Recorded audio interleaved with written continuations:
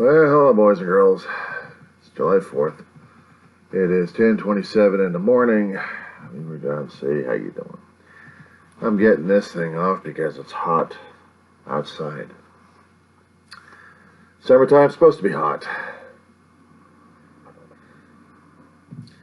I just didn't realize how hot.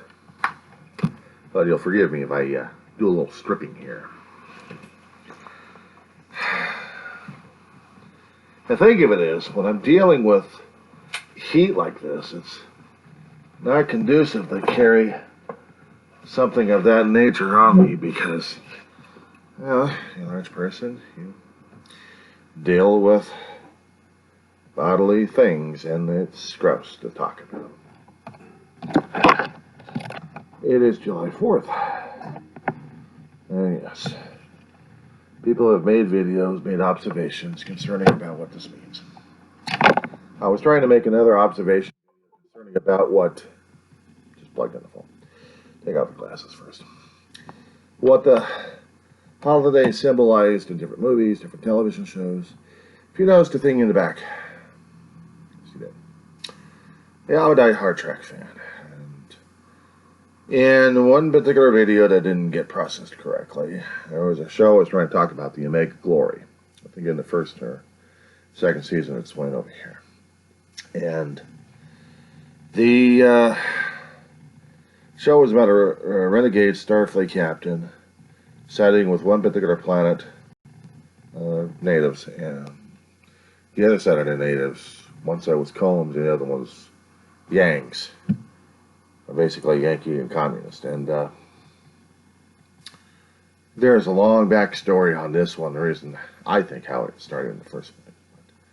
I'll get to that in a little while. But if anybody's seen the show Omega Glory, they finally realized what the show is all about. Patriotism. And also thumb at the Vietnam War or anything else regarding it. Basically Civil War to the War of the Red Scare. What we had back in the 60s, 50s and 60s. With the Korean conflict, which actually did happen, by the way. Despite what everybody else kept trying to tell you throughout life, it did happen because there was a lot of people dead. And we've also had the shows to commemorate it. MASH was one of them. Along with MASH. 10 years it ran regarding the Korean War, and the Korean War only lasted about 3 years. But it had a hell of an impact statement on the social. It also had an impact on everything else regarding the Vietnam War. How to deal with it, how to treat it, and how to look at it in the Korean War aspect. And the Star Trek was no difference. They're trying to do the patriotism because at the end of the show, and clips of this are on YouTube, that Kirk is talking to the Yang leader. And they also had Combs in there. And they pull out the old manuscripts of, I never could quite figure out the reason what the hell they were doing. How did the manuscripts get from Earth to that planet? I'll never figure it out. The Declaration of Independence, when they start mentioning about the United States of America, I'm like, Gene, what the hell were you thinking at the time? I know you're trying to do something about the Vietnam War and trying to make it patriotic like crazy and talking about the Red Scare at this point over here, but you could at least did something with the words to match up the planet. Or at least explain that the papers were transported by the renegade Captain Tracy down to the planet. Not going to bother that one. And also with the flag. But if they did this thing for generations at this point over here, it's... No, it doesn't work. It doesn't work on any kind of levels. And I know there's a lot of fans throughout the years who have been challenging Gene Roddenberry on that particular script in the first place. I would have been one of them, but I was too damn young. But still, the idea was still there. That was a war of independence. But it turned out to be like a Vietnam War situation. And during the time we actually had the Red Scare going on. People are still afraid of the communists. In fact, today they're still afraid of communists. They're afraid of socialists. They're afraid of communists. And in conservative small towns, they have that feeling that they don't like the change happening with the liberals. The liberals are coming in and they are the bad guys. That's a political statements people make these days, in one way or another. Now, I was trying to talk about the Vietnam conflict as much as I was taught in classes. Growing up in junior high and high school, the Vietnam was too damn fresh. The war was too damn fresh. We really did not have enough information to tell the students what the hell happened. In the most recent war, they've taken out maybe their brothers, their sisters, their aunts, their cousins, their uncles, fathers, mothers. It was a hell of a draft, trying to stem the communist tide. There was communists. There was American communists in the 20s and 30s. A guy named Karl Marx made the book of socialism. Talked about it. A lot of people had picked up the copies and read them. Before you know it, we had movements going on across the globe, different isolated areas, whoever read Karl Marx. Other countries started to follow that pattern, concerned about class warfare. More power to the masses, and have a centralized government run by the people. Yeah, right, sure. Run by authoritative dictator crap. But that's what happened. And there was different forms mutating left and right. Popped up in different countries that scared the living crap out of the United States. That we tried to root them out before and also during World War II. Couldn't figure that shit out. I mean, I've been hearing about this stories like crazy in history classes since going to college. Not to mention hearing it from different professors. And then after World War II ended, apparently General Patton wanted to go after Russia because he had his troops, he had his armaments. He said, let's get this damn thing done and over with. I mean, to paraphrase him entirely at this point over here, but that's the attitude. He didn't like Russia, he didn't like communists, he didn't like who he was dealing with. He was going to kick shit out of them. He was going to take his 5th Army, or 3rd Army, I think, one of those two, and roll right through a Russian front. Head over to Moscow, conquer it on behalf of the United States. Cut off the head. He was willing to do it. Cooler heads prevailed at that point over there, and Patton never had his chance. If he had, it would have been a hell of a different story. It would have been a hell of a different war. A lot different. They already had their social upbringing, their social warfare going on in the past 20, 30 years. Leninism and Stalinism. And wanted the class warfare, wanted to follow Marx, but unfortunately that's screwed up. And then Stalin takes over, and really screwed things up. Stalin was in World War II. So, Russia got installed with the Soviet Union. All the way up to the mid-80s where it fell. Mid to late 80s where it fell. Fell apart, but elements are still alive, still working, still trying to get it back together again. Slowly but surely, when they're patient. Meanwhile, with the Red Scare that we had an ambitious senator who hated the Reds so damn badly he saw Reds everywhere. Hollywood was decimated. A lot of people's lives were decimated. He went over, came up front with the United States Corps of Engineers, Army Corps of Engineers, in court, and the engineers shut him down. That was the end of Joseph McCarthy. But the attitude still remained the same. There's still a fear. There's still a fear today.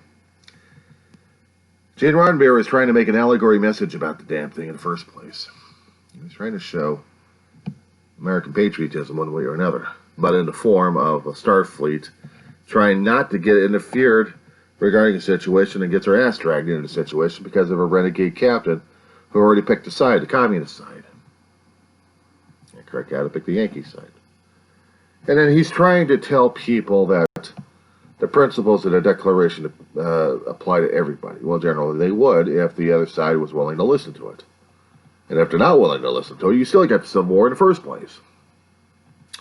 So you still have the war regardless. But they ended up in a high note. I'm thinking about the long-term situation here that Roddenberry never followed through on that one. Because apparently this was during a time when we still had the Vietnam War going on. I mean, Star Trek was running from 66 to 69. And the Vietnam War for us was running from, what, 62, 63 all the way over until 75 officially? But the combat didn't stop until about, what, 70, 71? We had to pull everything else out. And about 74, 75, we finally got the last of our, well, what they acknowledged was the last of our people, but we still have more people back in Vietnam, probably dead already, and buried somewhere else. And every once in a while we'll get lucky, and every once in a while we won't get lucky. Either alive or dead, Americans are still coming home, one way or another.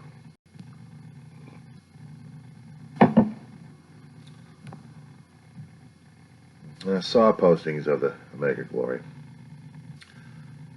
Sometimes TV shows actually do show you the moral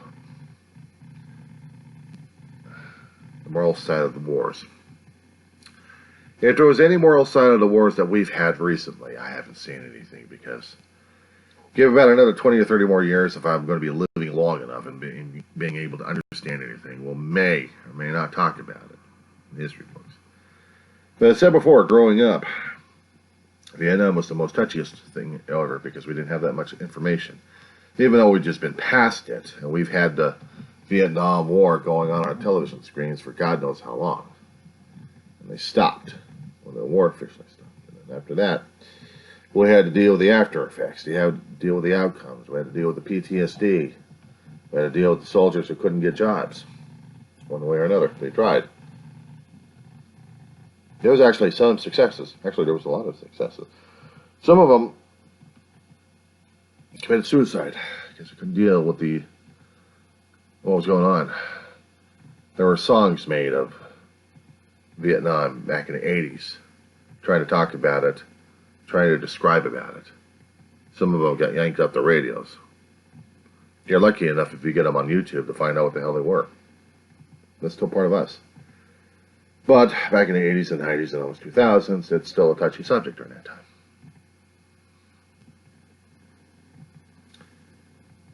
And it was still a touchy subject just dealing with the Vietnam vets. Especially when they're trying to deal with life, and then you see the triggers going on. See, that one of the traditions about July 4th is our great love of firepower. We want to see America's dominance in the sky as we light up with fireworks.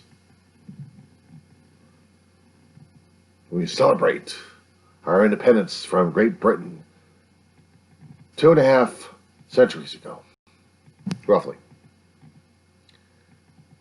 But we're still slaves, not to them, but to other things. We're still not free a country. We still have our values challenged left and right because we're challenging each other's values left and right to see which way our country is going to go. We don't want communism. We don't want socialism. We don't like Democrats. We don't like Republicans. We don't like Trump. We don't like Biden. We don't like what's happening these days, and we see the divide and the riots going on like crazy.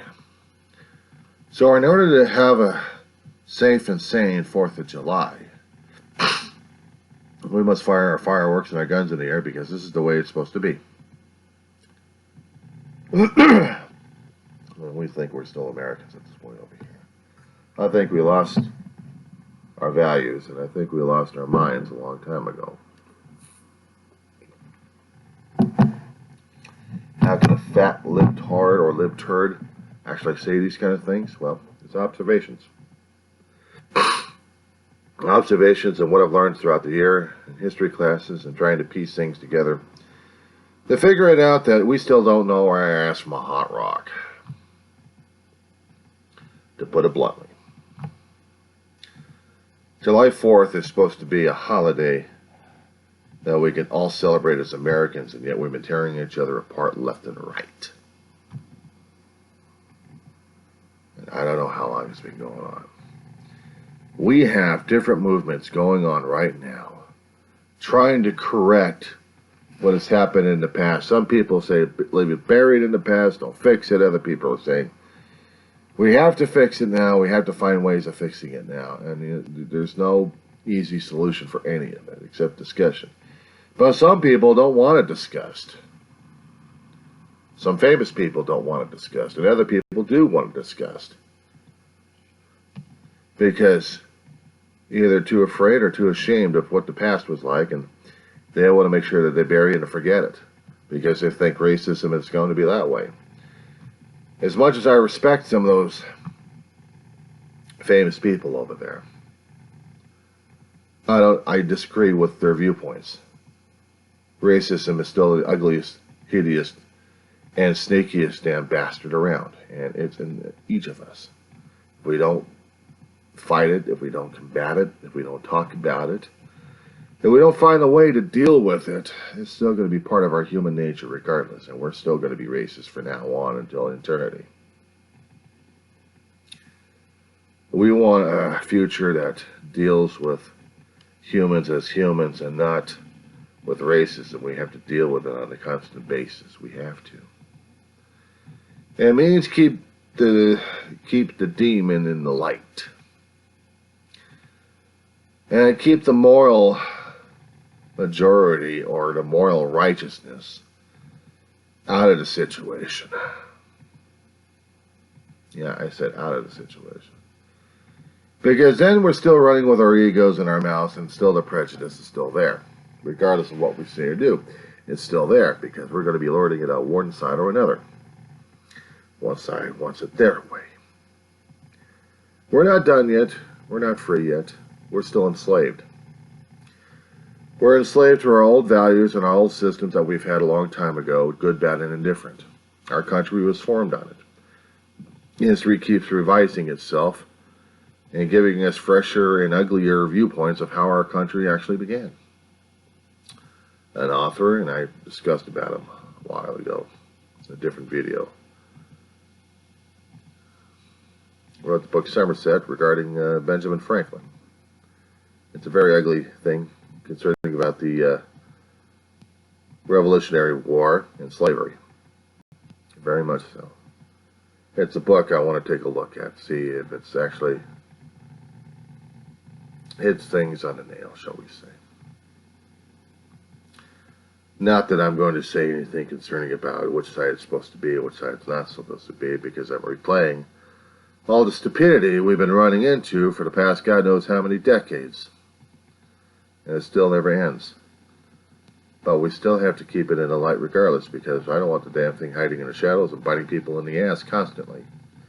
And before you know it, we still have the division and derision still there. If we're going to be the human race, if we're going to be one people under a planet, if we're going to be a one nation under God, if we're going to be one nation that is a melting pot, that we can all draw upon each other's experiences and life stories and make our country a little bit more complete. If we don't do anything like that, then what the hell are we going to do?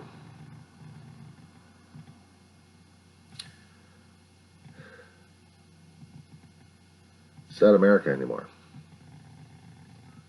But then again, America was founded on uglier things. Horse trading, thievery, murder, rape, pillaging, plundering, pilfering. The European settlers, when they came over, were looking for new grounds to exploit. They did. More in one way. I know more of my answers were those settlers out there trying to make a quote-unquote new life, and instead became part of the American tragedy that is our country right now. We're trying to find something nobler and pure in our country at this point over here. We're trying to find what makes us Americans. Unless we get real with our past, unless we understand our past a lot more, on how we got here and why we got here. Our future is not going to happen. We have to reconcile the past. We have to. Because the past is the foundations. And if the foundations are absolutely crumbled, then how the hell are we going to be able to build that pyramid that you see in the back of $1 bills? We won't have our supposed freedoms. We'll have an illusion of it. That's why I don't feel patriotic year after year after year. Because I'm finally realizing that America is always built on a damn lie. Built on good intentions, but unfortunately, what they keep using for foundations, you had to fire the contractor, or use the contractor as part of the foundations to rebuild it. Just bury them alive, actually.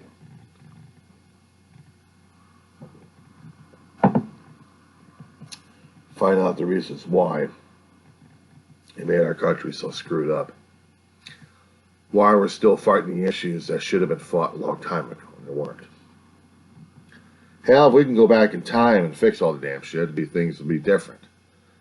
Everything would have been different. The only thing is we can't go back in time. We have to learn from the past in order to fix the present, in order to maybe salvage a future if we're lucky. Yeah, I'm pessimistic because I'm not using the rose-colored glasses like everyone else wants to be regarding patriotism. Not everybody is patriotic. They remember too well the past, and they should. But if we can all reconcile it, if we can all reconcile it in our hearts and our minds, and if we can try to make amends one way or another, well, if we can do kindness to each other by building new bridges under better foundations from the lessons we've learned from a long time ago, maybe, just maybe, America's got a chance to be great again. But until then, everything else is an illusion. And I won't be supporting an illusion. The world looked at the United States and thought they were a shining beacon. They were looking at fool's gold. They were looking at pyrite, glinting in the sunlight. It wasn't real gold. We fooled everybody. Land of the free and home of the brave. Yeah, we got home of the brave, all right.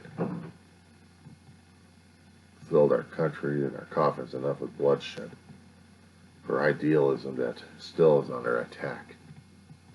Until we get a handle on everything. Until we understand more and more what it was like to be an American back then, and understand the reasons why things happened. We can't change the past. We can only learn from it. This way we can try to do something for our future, if we're able to. And if we can't, then we're going to be at civil war constantly with each other. And that's the hardest damn thing to come across. That's a sober thought regarding the 4th of July. It's easy enough to play the music and wave the flags and try to feel like you're part of something. But without knowing why. Without knowing the deep, dark, ugly skeleton still lurking about in the closets. For me, I personally can't join my fellow brethren as they watch the fireworks and they celebrate their own way. Me, I will continue to contemplate, play my rock and roll, soothe my dog's shattered nerves regarding the damn fireworks, and pray to get past this holiday so that I can try to understanding and rebuilding tomorrow if I can, if any.